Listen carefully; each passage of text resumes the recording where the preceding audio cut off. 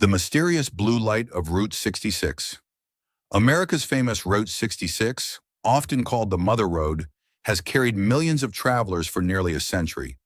But among truck drivers, there's an old story. A story so strange that many still avoid driving this stretch of highway alone after midnight. This story begins in 1978. Michael was a long-haul truck driver who traveled Route 66 every week, hauling cargo to California. One night at exactly 12:30 a.m., he was driving through a lonely stretch of desert highway. The road was completely empty. No cars, no houses, no gas stations.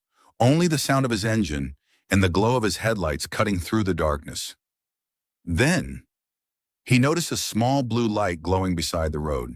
At first, he thought it was a motorcycle headlight, but as he kept driving, the light kept moving alongside his truck. Michael pressed harder on the gas pedal. The blue light matched his speed. His heart started racing. A few moments later, the light suddenly drifted in front of his truck.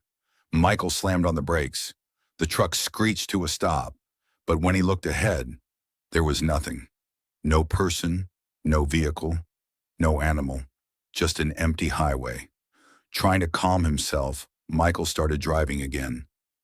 A few miles later, his truck radio suddenly turned on by itself. Only static filled the speakers. Then, a soft voice whispered, "Turn back." Michael quickly switched the radio off. A few seconds later, it turned back on by itself. This time the voice was louder. "This road isn't meant for you tonight." A chill ran down his spine. Just then, he saw a little girl standing in the middle of the highway. She was wearing a white dress. Her face was hidden in the darkness. Michael hit the brakes again. The truck stopped only a few feet away, but in the blink of an eye, the little girl disappeared. There was no one there. Shaken but determined, Michael continued driving. About 10 minutes later, he saw flashing police lights blocking the highway. Several patrol cars had closed the road. An officer walked up to his truck and said, "You're one lucky man," Michael asked. "Why?" The officer replied, "About 10 minutes ago, the bridge up ahead collapsed. Several vehicles drove straight into the canyon before anyone could stop them." Michael felt the blood drain from his face. If those strange blue lights, that mysterious voice, and the little girl hadn't slowed him down, he would have reached that bridge at exactly the wrong moment. He told the officer everything that had happened. The officer stayed silent for a few seconds.